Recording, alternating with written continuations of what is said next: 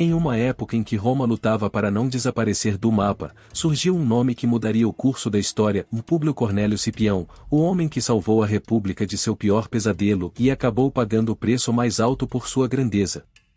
Chamaram-no africano, não por sua origem, mas pelo que conseguiu conquistar. Ele foi o único capaz de subjugar Aníbal Barca, o general cartaginês que havia humilhado Roma e espalhado terror por toda a península italiana. Cipião não apenas o derrotou no campo de batalha, superou-o em astúcia, coragem e visão estratégica. Mas sua vitória não veio sem consequências. Porque em Roma, nenhum homem podia brilhar por muito tempo sem despertar sombras. O Senado, ciumento de sua popularidade e temeroso de seu poder crescente, transformou honra em suspeita e gratidão em traição. Esta não é apenas a história de um general invencível. É a história de um jovem aristocrata que desafiou o destino, reconstruiu o orgulho de seu povo e devolveu a esperança quando tudo parecia perdido. É também o retrato de uma república que, incapaz de tolerar a glória alheia, acabou expulsando o próprio herói que a salvou. Este é o relato do ascenso, da glória e do amargo exílio de Cipião, o africano.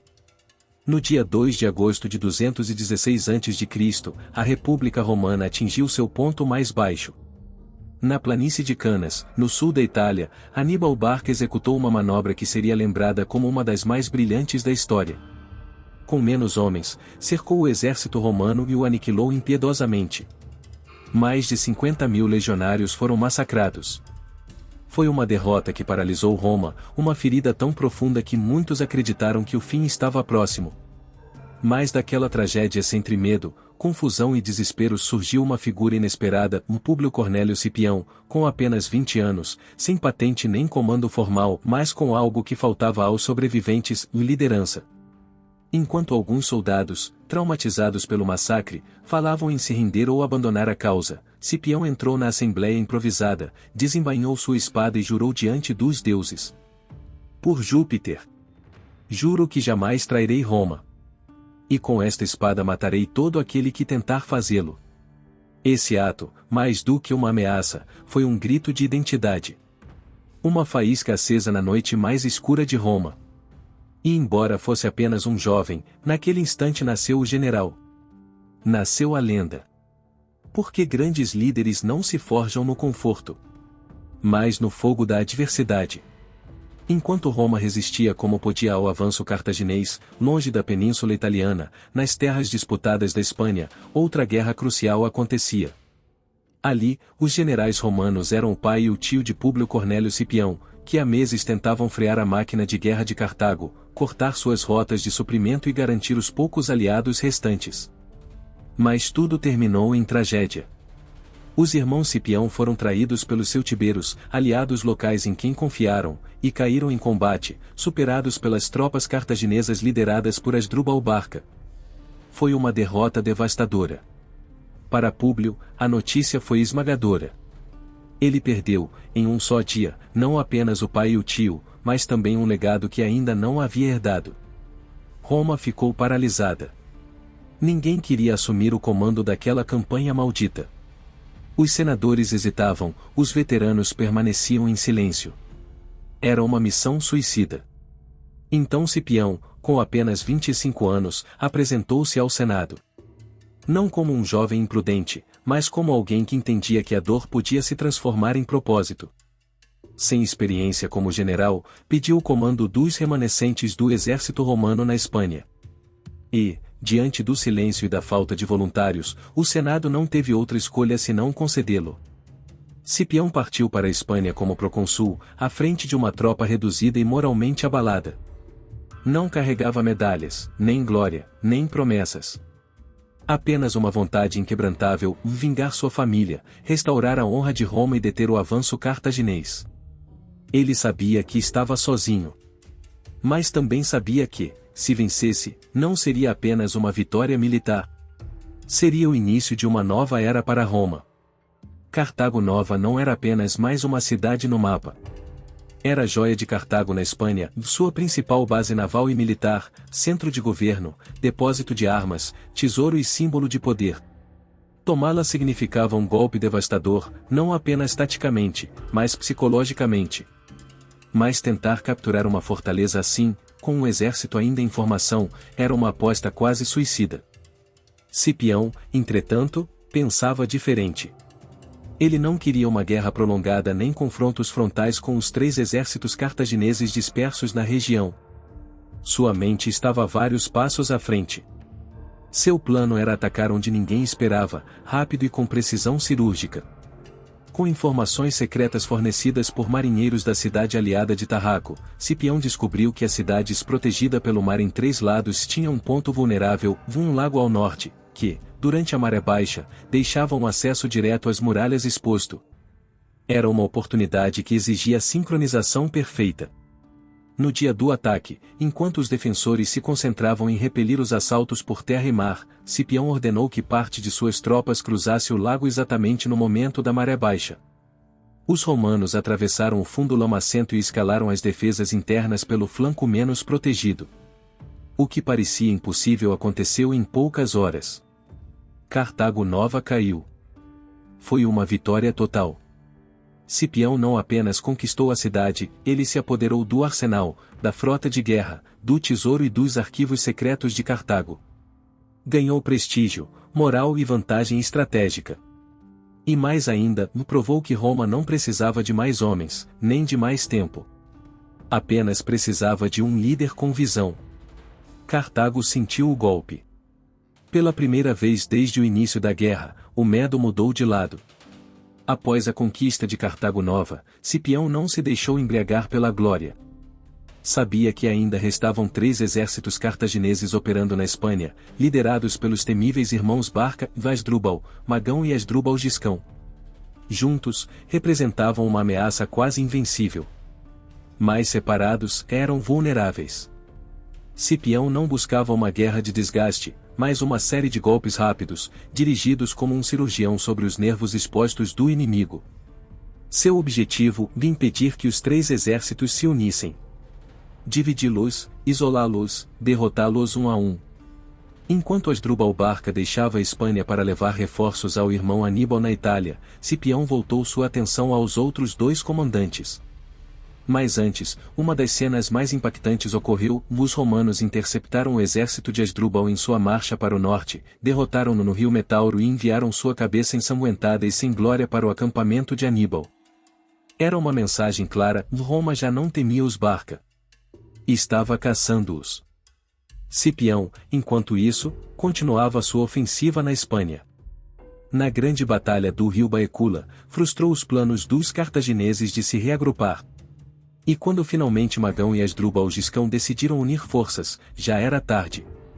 Cipião os enfrentou na planície de Lipa, perto da atual Sevilha, com um exército menor em número, mas mais bem treinado e com um plano magistral. Ele posicionou suas tropas aliadas no centro e seus veteranos legionários nas flancas, exatamente ao contrário do que fizera em batalhas anteriores. Quando a batalha começou, os cartagineses, confiantes, atacaram o centro fraco. Mas, enquanto se desgastavam ali, Cipião lançou um ataque fulminante pelos 2 lados, envolvendo o inimigo em uma manobra que desarticulou completamente suas linhas. Os aliados indígenas dos cartagineses desertaram.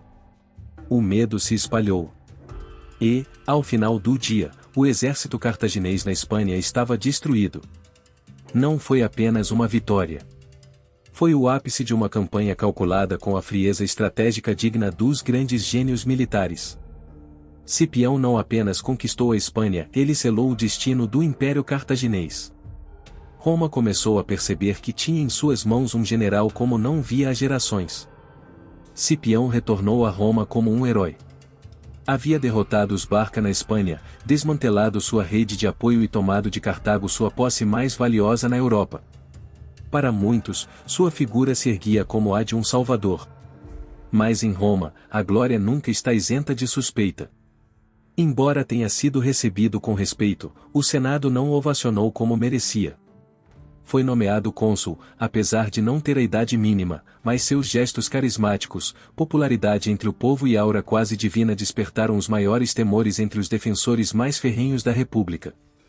Para eles, Cipião não era apenas um vencedor, era um potencial tirano em gestação. E entre esses guardiões da ordem republicana, um se destacava, Marco Porcio Catão, conhecido como Catão, o Velho. Catão desconfiava profundamente do estilo de vida refinado de Cipião, de sua proximidade com culturas estrangeiras e, principalmente, de sua crescente influência política. Para Catão, austeridade, disciplina e tradição romana eram valores sagrados. Cipião, com seu gosto pela filosofia grega, seus grandiosos espetáculos e liderança carismática, representava uma ameaça a esse ideal. A tensão entre os dois aumentou quando um escândalo envolveu um colaborador próximo de Cipião. Catão aproveitou o momento para atacá-lo publicamente, acusando seu círculo de corrupção e excessos. Tentou destituí-lo, mas não conseguiu. A popularidade de Cipião ainda era muito forte. No entanto, Roma estava mudando. A Segunda Guerra Púnica deixará cicatrizes e despertar ambições. O poder começava a migrar do Senado para as mãos de generais vitoriosos. E isso era algo que Catão jamais permitiria sem lutar. Assim, enquanto o povo aclamava Cipião como o homem que salvaria Roma, nas sombras, tecia-se a rede de sua futura queda.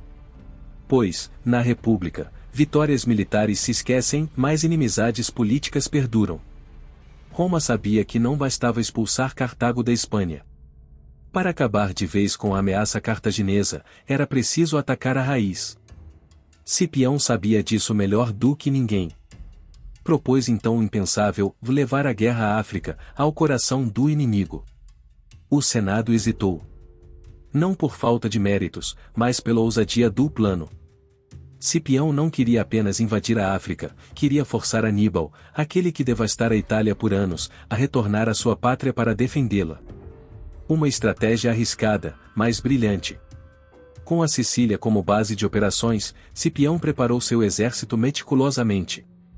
Não era uma campanha comum, era a batalha final pela supremacia do Mediterrâneo. Uma vez na África, suas forças derrotaram facilmente os primeiros contingentes cartagineses. O pânico se espalhou por Cartago. E então aconteceu o inevitável, Aníbal foi chamado de volta. Duas lendas militares estavam prestes a se enfrentar. Um, o incansável defensor de Cartago. O outro, o audacioso conquistador da Espanha.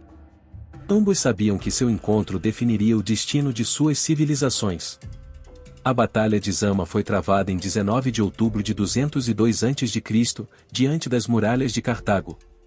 Aníbal chegou com sua última carta, uma força poderosa reforçada por 80 elefantes de guerra. Mas Cipião não se intimidou. Sabia que a chave não era a força, era o controle. Com disciplina férrea, ordenou que suas tropas abrissem corredores quando os elefantes investissem. Os animais, confusos com o silêncio das lanças e o brilho dos capacetes polidos, atravessaram os corredores sem causar estragos. Uma vez desorganizados, foram flanqueados e abatidos sem piedade. O resto foi uma dança de precisão militar. Cipião conhecia cada movimento de seu inimigo. Estudará Aníbal como um discípulo estuda seu mestre, e essa admiração foi sua arma mais perigosa. Em poucas horas, o exército cartaginês foi esmagado. Mais de 20.000 mortos e 15.000 prisioneiros selaram a vitória. Cartago, derrotada, teve que aceitar uma paz humilhante. Renunciou à sua frota, às suas colônias e a toda a ambição imperial. E Aníbal, derrotado pela primeira vez de forma definitiva, abandonou seu sonho de um império cartaginês. Roma era agora a potência indiscutível do Mediterrâneo. E Cipião, seu herói.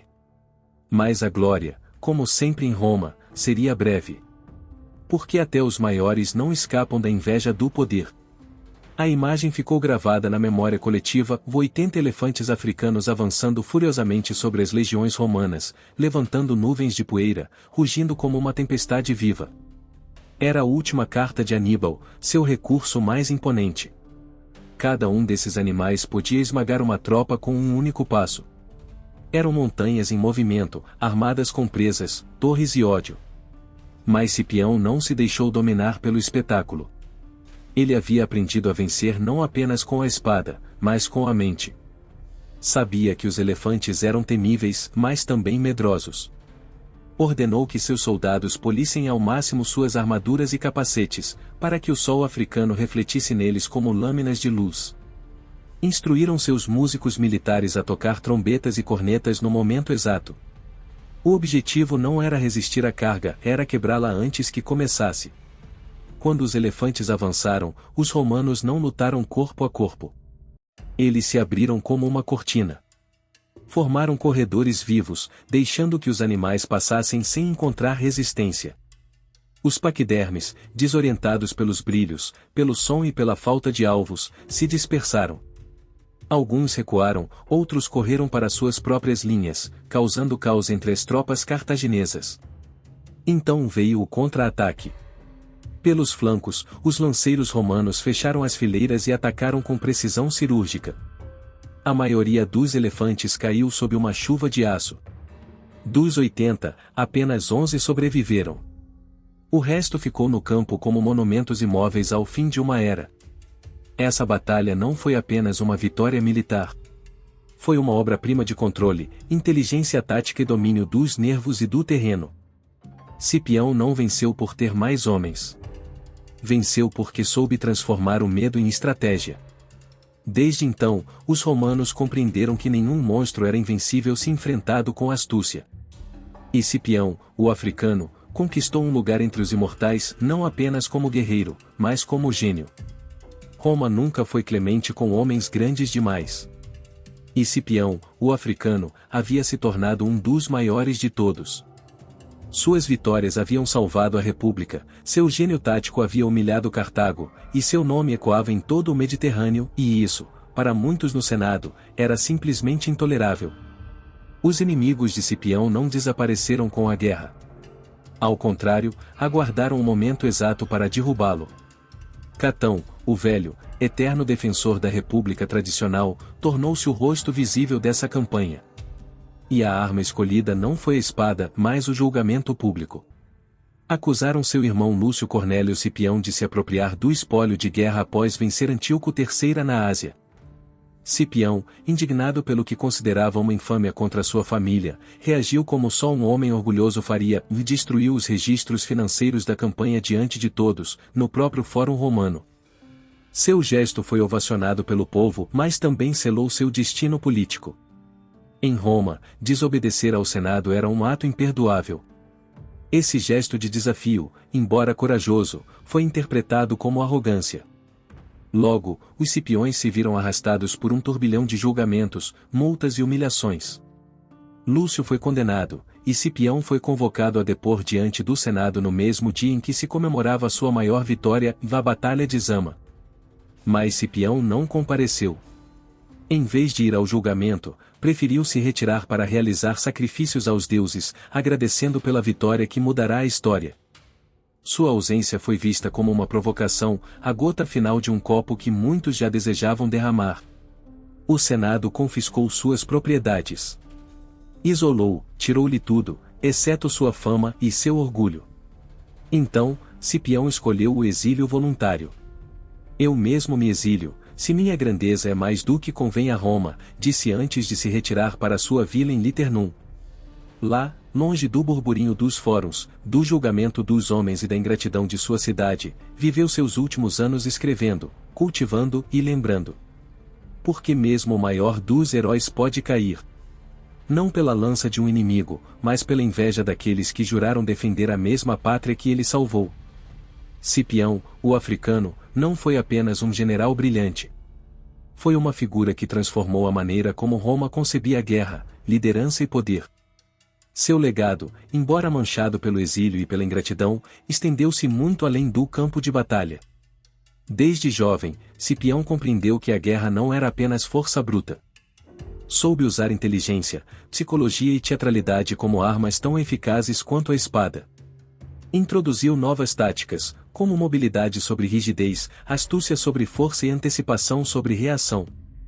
Em Zama, por exemplo, demonstrou que se podia derrotar até o invencível Aníbal, não por ter um exército maior, mas por conhecer profundamente a mente do inimigo.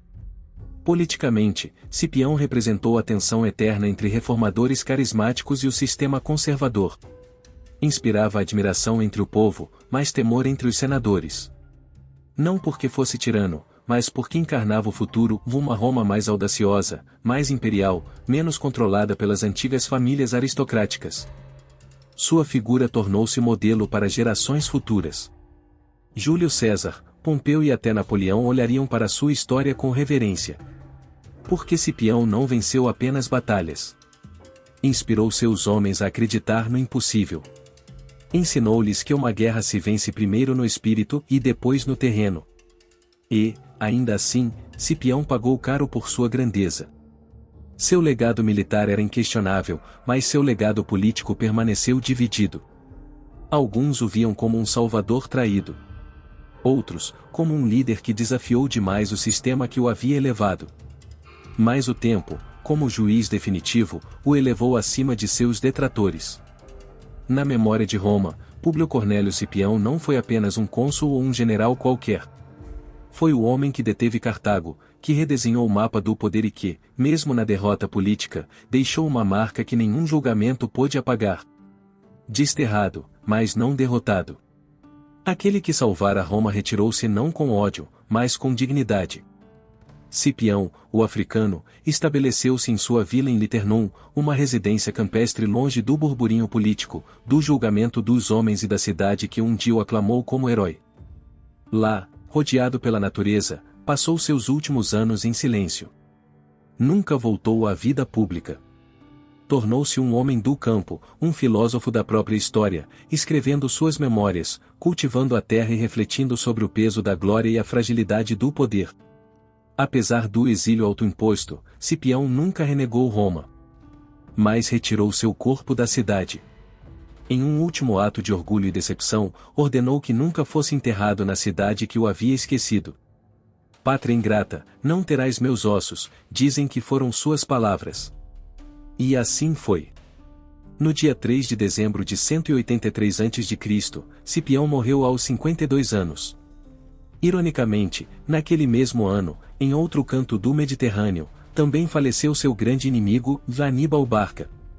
Como se o destino quisesse fechar o capítulo dos dois colossos que marcaram a Segunda Guerra Púnica. Ele foi enterrado em Liternum, sob uma lápide simples que ainda hoje é motivo de debate entre arqueólogos e estudiosos. Porque, embora seu corpo nunca tenha retornado a Roma, sua história, seu legado, seu nome, nunca se foram. Cipião não morreu esquecido. Morreu como viveu, e em seus próprios termos. Não foi Roma que ditou seu fim. Foi ele quem escolheu sua última página, com a mesma firmeza com que um dia ergueu a espada e jurou jamais trair a República. A história de Públio Cornélio Cipião africano é um poderoso eco de uma verdade eterna. Os grandes homens, muitas vezes, não cabem nas estruturas que eles próprios ajudaram a preservar. Cipião venceu inimigos que pareciam invencíveis. Salvou sua pátria em sua hora mais sombria. Reescreveu a arte da guerra. Elevou o prestígio de Roma a um nível que antes era apenas sonho. E, ainda assim, quando deixou de ser útil ao poder, foi empurrado ao esquecimento. A Roma que ele defendeu com a vida foi a mesma que o acusou, o perseguiu e o deixou morrer longe de seu fórum. E assim, a República mostrou seu rosto mais humano, ingrata, frágil, temerosa do brilho alheio. Temia que Cipião fosse grande demais para caber em suas colunas de mármore e pergaminhos de lei. Mas o tempo faz justiça. Hoje, séculos depois, poucos lembram os nomes dos senadores que assinaram sua condenação. Mas todos conhecem o africano. O estrategista que derrotou Aníbal. O homem que transformou cada batalha em uma lição de astúcia e coragem. O cidadão que preferiu o exílio a trair seus princípios. Cipião representa aquele paradoxo que apenas os verdadeiros gigantes enfrentam: ser amado pelo povo e temido pelo poder. Triunfar e ainda assim perder. Ganhar guerras, mas não a política. E, ainda assim, sua sombra não se dissolveu com o pó dos séculos. Continua viva em cada história que honra os corajosos, em cada estratégia que reconhece a inteligência sobre a força e em cada memória que lembra que a verdadeira grandeza não precisa de coroas nem de estátuas. Apenas da verdade. Cipião africano não foi apenas um general. Foi um símbolo do que um homem pode conquistar quando une convicção, inteligência e coragem. Sua vida nos lembra que até os heróis mais brilhantes podem ser traídos pela própria pátria que juraram proteger. Mas também nos ensina que a verdadeira glória não é concedida por títulos nem pelos julgamentos dos homens, e sim pela marca que se deixa na história. Se esta história te emocionou, se você sente que o legado de Cipião merece ser contado repetidas vezes, convido você a compartilhar este vídeo com quem valoriza a história, a estratégia e a dignidade. Curta, comente sua parte favorita e inscreva-se no nosso canal para continuar descobrindo a vida daqueles que desafiaram o destino e marcaram a eternidade. Porque um povo que não conhece sua história está condenado a repeti-la.